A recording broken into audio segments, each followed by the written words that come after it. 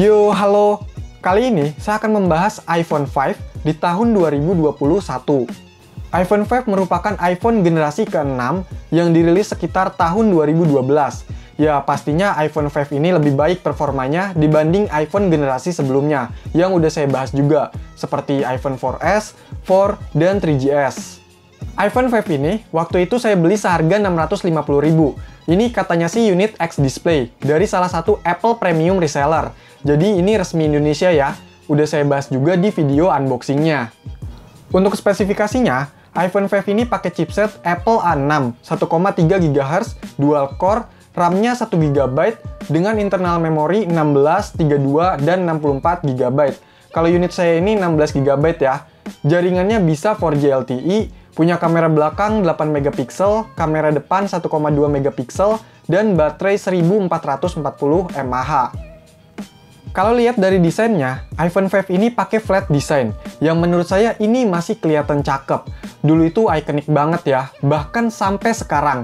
Karena iPhone 12 series juga pakai flat design, yang menurut saya flat desainnya itu lebih condong ke iPhone 5 ini, dibandingkan flat desainnya iPhone 4 atau 4S. iPhone 5 ini bobotnya cukup ringan, terus layar 4 inch dengan rasio yang 16:9, si iPhone 5 ini bodinya lebih panjang dibanding seri sebelumnya. Tapi tetap aja masih compact. Untuk kualitas layarnya, menurut saya masih bagus dan cukup tajam, responsif juga. Ya masih lumayan enak lah dipandang, kecuali ukurannya yang 4 inch, udah termasuk kecil di zaman sekarang ini. Untuk saat ini, iPhone 5 mentok di versi iOS 10.3.4, yang menurut saya ini masih berjalan cukup lancar di iPhone 5. Multitasking masih bisa berjalan baik untuk sekitar di bawah 10 aplikasi dan nggak reload. Ya, tergantung penggunaan RAM pada masing-masing aplikasinya juga. Nah, versi iOS ini yang cukup berpengaruh dalam penggunaan iPhone 5 di tahun 2021 ini. Karena setiap aplikasi memiliki persyaratan minimum versi iOS yang bisa install dan menjalankan aplikasi tersebut. Di iOS 10 ini masih support beberapa aplikasi yang sering digunakan saat ini. Misalnya WhatsApp, yang masih bisa diinstal dan dijalankan dengan cukup lancar.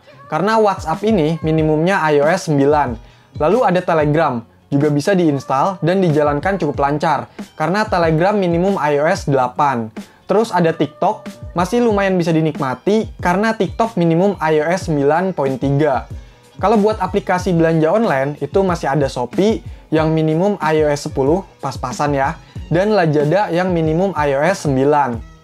Sedangkan untuk game, ini masih ada game yang banyak dimainin sekarang ini. Misalnya Mobile Legends, yang minimal iOS 9, bisa diinstal dan dimainkan. Dengan settingan bisa sampai high, tapi saya set rata kiri aja. Itu pun masih agak sedikit frame drop. Terus ada Free Fire, yang minimum iOS 8. Bisa dimainkan dengan settingan smooth, itu kadang frame drop, bahkan stuttering pas lagi ketemu musuh.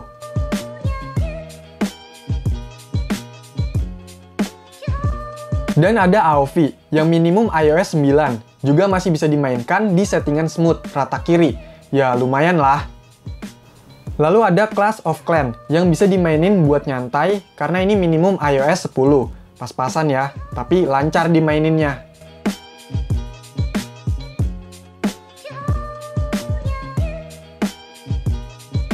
Ya, game-game yang disebutkan itu masih bisa diinstal dan dimainkan.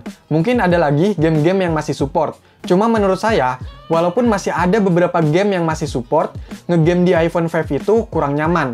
Karena kalau digeber main game, si iPhone 5 ini tuh jadi panas bodinya. Akibatnya, bisa ngurangin performa dan nambahin frame drop. Ditambah lagi, layar yang termasuk kecil dengan ukuran 4 inch. Kurang puas dan kadang-kadang salah pencet. Untuk baterai juga, jangan ngarep bakal awet. Ya, kapasitasnya aja cuma 1440 mAh. Dan chipsetnya masih 32 nanometer. Jadi nggak akan seawet iPhone seri terbaru atau Android yang punya baterai badak. Untuk screen on time-nya, saya cuma dapat sekitar 2 jam lebih. Tapi kalau standby, masih kehitung awet lah. Selain itu, beberapa aplikasi yang sebenarnya udah nggak support, tapi masih bisa dijalankan juga ada. Seperti YouTube, Instagram, Spotify, dan Twitter. Misalnya Instagram, itu dia minimum iOS 11. tapi bisa diinstal pakai tutorial yang udah pernah saya bahas, atau kamu bisa pakai akun Apple ID yang udah pernah download Instagram dan aplikasi yang udah nggak support lainnya di iPhone 5. Tapi kekurangannya, kamu cuma bisa install versi lama dari aplikasi tersebut, dan kemungkinan kurang lancar pas digunakan. iPhone 5 ini juga bisa di jailbreak ya, walaupun semi untethered. Tapi menurut saya, banyak tweak yang kurang stabil di iPhone 5 iOS 10 ini, jadinya kurang mantep. Untuk kamera, menurut saya kamera belakangnya ini masih cakep buat foto-foto, kalau cukup cahaya. Dan kamera depan udah nggak terlalu bisa diandalkan, ya karena keterbatasan spek dan fitur juga.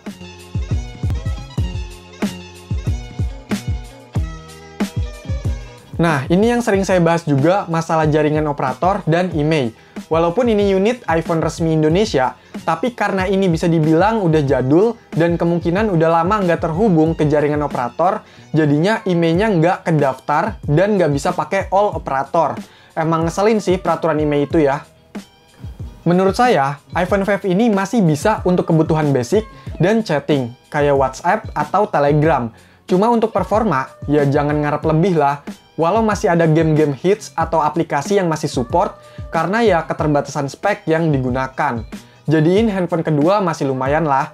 Tapi semua itu juga tergantung masing-masing kebutuhannya ya. Jadi pastiin, kalau kamu mau pakai iPhone 5, kamu harus tahu mau dipakai buat apa, install aplikasi apa, dan juga pertimbangkan harga yang didapatkan.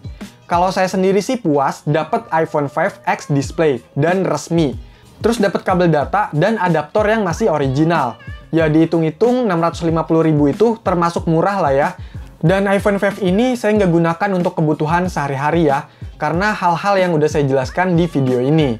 Jadinya si iPhone 5 ini untuk koleksi aja, nemenin iPhone 3GS, 4, dan 4S.